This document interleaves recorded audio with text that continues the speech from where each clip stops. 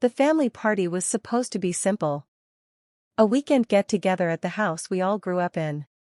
Music playing too loud, relatives I barely spoke to anymore, forced smiles, and the usual comparisons: who was married, who earned more, who was doing something with their life. My sister loved moments like this. She moved through the room like a queen, laughing loudly, holding court, making sure everyone noticed her. I stayed near the edge of the room, helping in the kitchen, avoiding attention. That's when she grabbed a glass and tapped it with a spoon. "I have an announcement," she said, her voice cutting through the noise. Everyone turned. She smiled at me first. Not warmly. Not kindly. "Since we're all family here," she continued, "I think it's time to clear something up." My stomach tightened. She lifted her chin. "This house? It's mine now." A few gasps. A few claps. Then she pointed straight at me. "So you should start packing. Get out." Laughter erupted. Someone whistled. Someone else said, "About time." I felt my face burn. My parents didn't correct her. My mother looked down at her plate. My father took a sip of his drink and said nothing. I stood there, frozen, while my sister soaked it all in. "Don't worry," she added sweetly. "I'll give you a few days. I'm not heartless." That's when I understood. This wasn't a joke. For years, I'd paid the bills. Property taxes. Repairs. Insurance. I'd moved back in when my parents got sick, taking care of everything while my sister found herself in other cities. She'd never paid a cent. "Dad?" I said quietly. "Is this true?" He cleared his throat. "Your sister has plans for the house. It's time you moved on." Moved on. From the house I'd kept standing. Relatives avoided my eyes. A cousin whispered, "Guess you should have done better." I wanted to scream. Instead, I nodded slowly. "Okay," I said. My sister blinked. She'd expected tears. A scene. "You're taking this well," she mocked. I smiled faintly. "I just didn't realize today was announcement day." She laughed. "Oh, it is." She didn't know something important. The deed transfer she was celebrating? It hadn't happened yet. And the lawyer handling the paperwork didn't work for her. He worked for me. I took my jacket from the chair and headed for the door. Behind me, my sister raised her glass again. "To new beginnings." She had no idea. This was just the beginning. The lawyer's letter arrived 2 days later. Not an email. Not a phone call. A certified envelope addressed to everyone involved. My parents. My sister. Even the relatives who'd laughed at the party. It explained everything: ownership history, refinancing records, tax payments. No accusations. Just facts. The reactions were immediate. My sister called first, her voice unsteady. "You can't do this. Where are we supposed to go?" I paused. "You announced ownership in front of everyone." "I'm just correcting it." My parents tried next. "We never meant to hurt you," my mother said through tears. "You know how your sister is." I did. "That's why I stayed quiet for years," I replied. But silence doesn't mean consent. They asked for time. For understanding. For family unity. I gave them clarity. "You can stay," I said. "As tenants. With a lease. And respect." My sister exploded. "You're treating us like strangers." "No," I said calmly.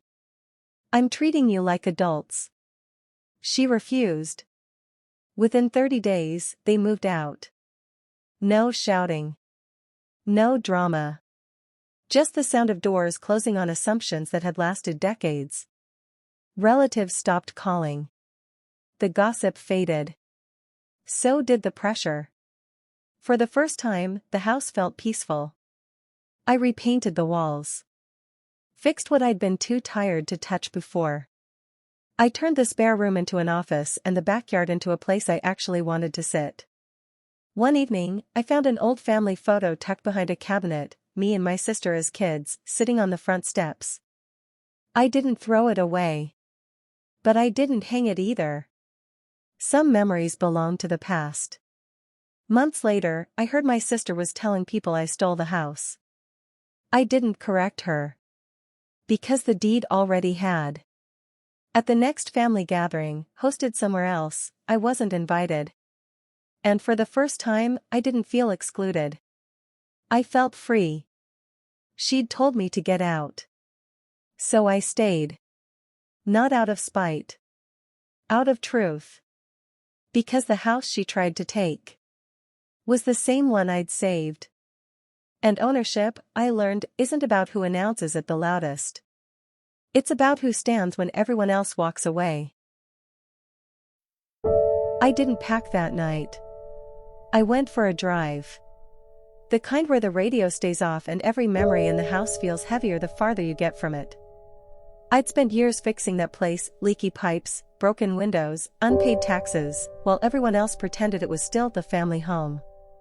By morning, my phone was full of messages. My sister first. Don't drag your feet. I need the room cleared.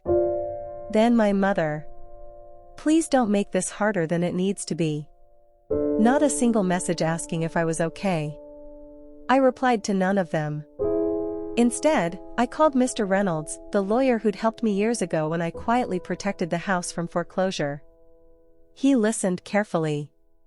Then he said, "It's time." By noon, I had copies of every document spread across my table. Deeds. Tax receipts. Bank transfers. My name appeared again and again, clear and undeniable. The house wasn't my sister's. It never had been. My parents had intended to transfer it to her, but intent isn't ownership. And they'd never completed the paperwork. More importantly, when the mortgage defaulted years earlier, I'd stepped in and refinanced it under my name to save the house. Quietly.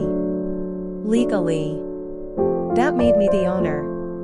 My sister's announcement had been based on a promise. And promises don't hold up in court.